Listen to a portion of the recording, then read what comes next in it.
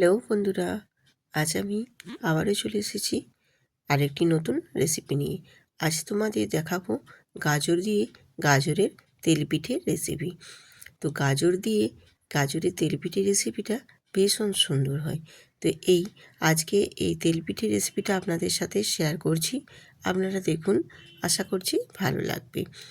এই জন্য আমি এখানে দুটো গাজর নিয়েছি, আর একটা গাজর আমি ছাড়িয়ে বেশ ভালো করে একদম কেটে নিয়েছি, যাতে করে আমার গ্রেট করে নিতে সুবিধা হয়। আর আমি এখানে একটাই প্রথমে ছাড়িয়ে নিচ্ছি।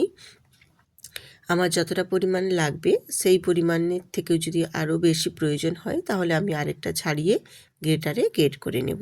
তো আমি আপাতত এখন একটাই গ্রেট করে নিচ্ছি, কতটা পরিমাণে হয় সেটা দেখি, তারপর আরেকটা ছাড়িয়ে নেব। তো এইভাবে আমি পুরো গাজরটাই গ্রেট করে নিয়েছি। আর গাজরটা দেখো পরিমাণটা অনেকটাই হয়েছে, যেহেতু গাজরগুলো বেশ বড় বড় ছিল, তো তাই একটাতেই মোটামুটি আমার গ্রেট করে নেওয়া হয়ে গেছে। আমি রূপা, ব্লগস উইথ রূপা চ্যানেলে আপনাদের সবাইকে স্বাগত জানাই। আজকের যদি গাজরের তেলপিঠে রেসিপি আপনাদের ভালো লেগে থাকে তাহলে ভিডিওটিতে একটি সুন্দর করে লাইক দিয়ে ভিডিওটি কন্টিনিউ করবেন। আর পুরো ভিডিওটা দেখুন, আশা করছি আপনাদের ভীষণ ভালো লাগবে। এই গাজরের তেলপিঠে রেসিপিটা একেবারেই ইউনিক, ভীষণ সুন্দর একটা মিষ্টি পিঠের রেসিপি। তো গাজরটা আমার এখানে নেওয়া হয়ে গেছে, আর নিয়েছি আমি এখানে অল্প 4 চামচ মতো সুজি নিয়েছি।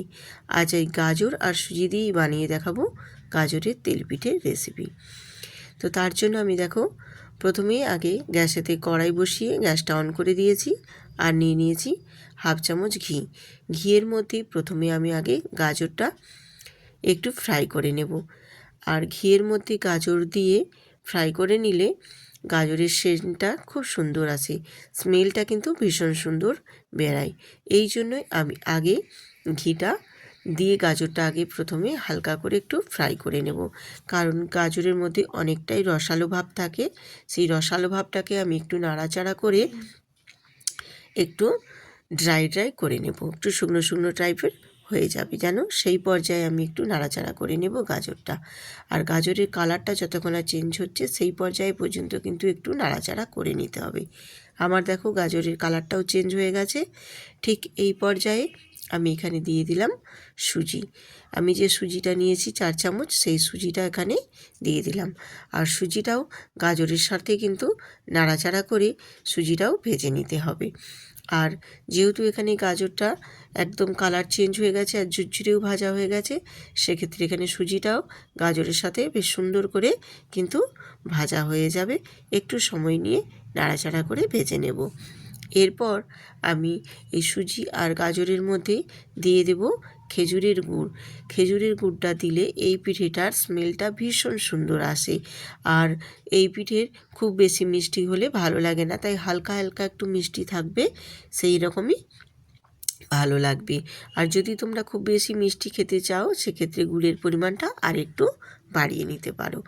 তো দিয়ে গুড় আর সুজি আর এখানে গাজর সবটাই আমি খুব ভালো করে একটু মিশিয়ে নিয়েছি নাড়াচাড়া করে। খুব ভালো করে একটু মেশানো হবে, তাহলে পিঠেটাও বেশ সুন্দর হবে। এরপর আমি যেই বাটির পরিমাপ করে সুজি নিয়েছি ওই বাটির পরিমাপ করে এখানে আমি 2 বাটি জল দেব, দিয়ে খুব ভালো করে একটা সুন্দর ডো তৈরি করে নেব। আর এর ফলে গাজরটাও কিন্তু অনেক একদম সেদ্ধ হয়ে যাবে। আর আমি এখানে যেহেতু মিষ্টি পিঠের রেসিপি বানাচ্ছি, সেক্ষেত্রে একটু নুন দিতেই হবে। 1 চিমটি একদম হাতে আমি তোমাদের দেখিয়ে দিলাম নুনের পরিমাণটা কীরকম দিয়েছি। দিয়ে 1 চিমটি নুন দিয়ে খুব ভালো করে সুজিটা আর গাজরটা নাড়াচাড়া করে একটা সুন্দর ডো তৈরি করে নিতে হবে। আর ডোটা যখন একদম সুন্দর করে তৈরি হয়ে যাবে বা রেডি হয়ে যাবে, তখন বুঝে নিতে হবে ডোটা একদম কড়াই থেকে আপনা থেকেই উঠে চলে আসবে। তখন বুঝে নিতে হবে যে এই ডোটা আমার একেবারে পারফেক্টভাবে তৈরি হয়ে গেছে। তো এবার আমার ডোটাও সত্যি রেডি হয়ে গেছে। এবার আমি তুলে নিলাম। তুলে নিয়ে একটা প্লেটে আমি একটু খুন্তি দিয়ে এইভাবে একটু ছড়িয়ে ছড়িয়ে দিচ্ছি, তাহলে তাড়াতাড়ি একটু ঠান্ডা হয়ে যাবে। আর ঠান্ডা হয়ে গেলে পিঠেটা তারপর বানাতেও সুবিধে হবে। তো খুব সুন্দর লাগছে, দেখো কালারটাও ভীষণ সুন্দর এসেছে। আর এই কালারটা কিন্তু একেবারেই ন্যাচারাল, কোনো ফুড কালার দেওয়া নেই। গাজর দিয়ে এইভাবে তোমরা তেল পিঠে বানিয়ে দেখো, খেতে কিন্তু ভীষণ সুন্দর লাগে। এরপর আমি এখানে 1 চামচ শুধু ময়দা অ্যাড করে দেব, যাতে করে আমার এটা মেখে খুব সুন্দর করে একদম একটা ডো তৈরি হয়ে যায়। হাতে মেখে নিতে অসুবিধা হতে পারে, তার জন্য তোমরা একটু তেলও লাগিয়ে নিতে পারো। আর একটু 1 চামচ এখানে ময়দা দিলে বেশ খুব সুন্দর করে কিন্তু ডোটা রেডি হয়ে যাবে।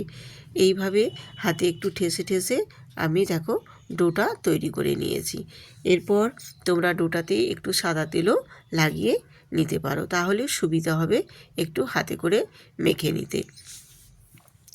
ডোটা আমার রেডি হয়ে গেছে খুব সুন্দরভাবে। এরপর আমি একটা কাটিং বোর্ড নিয়ে নিয়েছি, বা তোমরা এখানে বেলুন চাকিও নিতে পারো, যার যেটা সুবিধা হবে সে সেই মতো করে এইরকমভাবে আমি এটা গলনাটা নিয়ে নিয়েছি, নিয়ে এইভাবে আমি বেলে নিচ্ছি।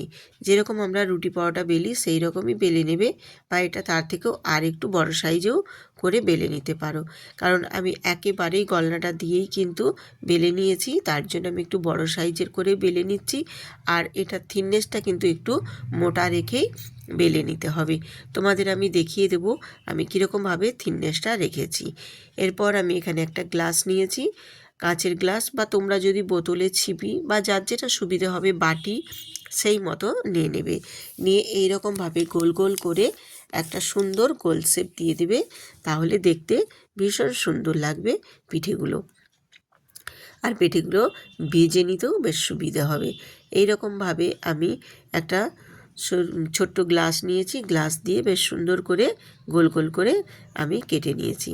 আর দেখো থিকনেসটাও দেখিয়ে দিলাম, একটু মোটা রেখেই কিন্তু এটা রেডি করে নিতে হবে, তাহলে পিঠেগুলো কিন্তু বেশ সুন্দরভাবে একদম রেডি হবে, বা ভেজে নিতেও তোমাদের সুবিধে হবে। এরকমভাবে সবগুলোই আমি দেখো একদম রেডি করে নিচ্ছি। বাকি যে অংশটা থাকবে সেটাও আমি কিন্তু এই একইভাবে একই প্রসেসে সবগুলোই রেডি করে নেব।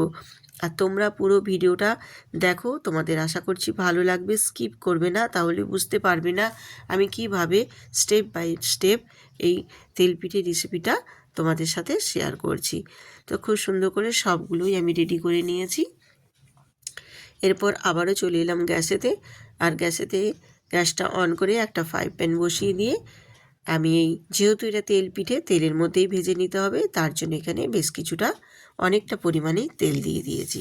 আর তেলটাকেও কিন্তু বেশ ভালো মতো একটু গরম করে নিতে হবে। গরম হয়ে গেলে পিঠেগুলো আমি এক এক করে দিয়ে ভেজে নেব। প্রথমে একটু হাই হিটে দিয়ে তারপর লোতে করে রেখে আমি পিঠেগুলো ভেজে নেব। খুব কিন্তু লোতে বা হাইতে রেখে পিঠেগুলো ভাজবে না, তাহলে পিঠেগুলো ভেতর পর্যন্ত ভাজা হবে না।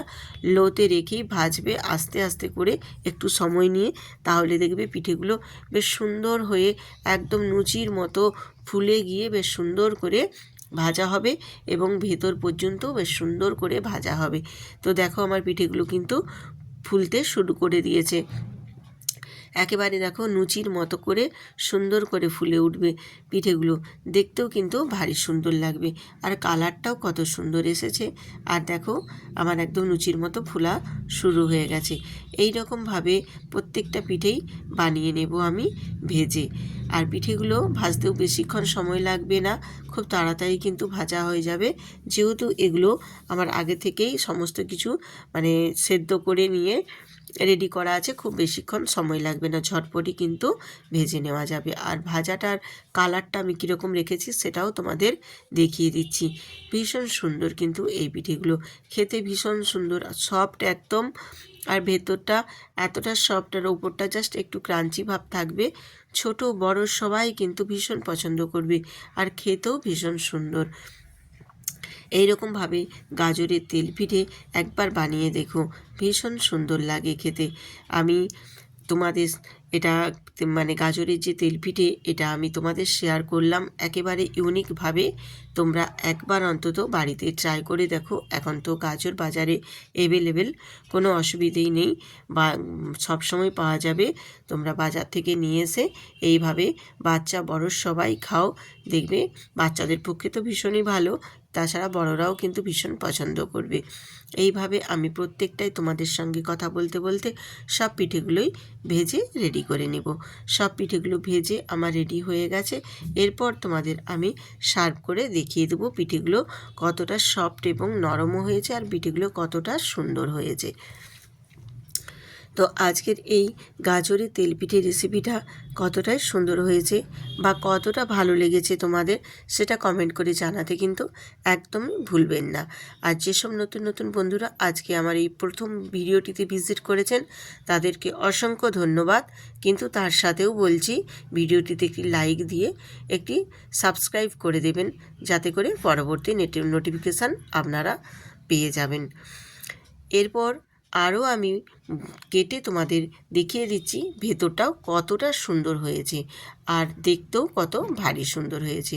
আমার সমস্ত পুরনো বন্ধুদের অসংখ্য ধন্যবাদ যে আমার পাশে এইভাবে থেকে আমাকে এগিয়ে যাওয়ার সাহায্য করেছে। আর আজকের এই রেসিপি কেমন হয়েছে কমেন্ট করতে কিন্তু জানাতে একদম ভুলবেন না। আবার আসবো আরেকটা নতুন রেসিপি নিয়ে। ততক্ষণ সবাই সুস্থ থাকুন, ভালো থাকুন। আজ এই পর্যন্ত। টাটা।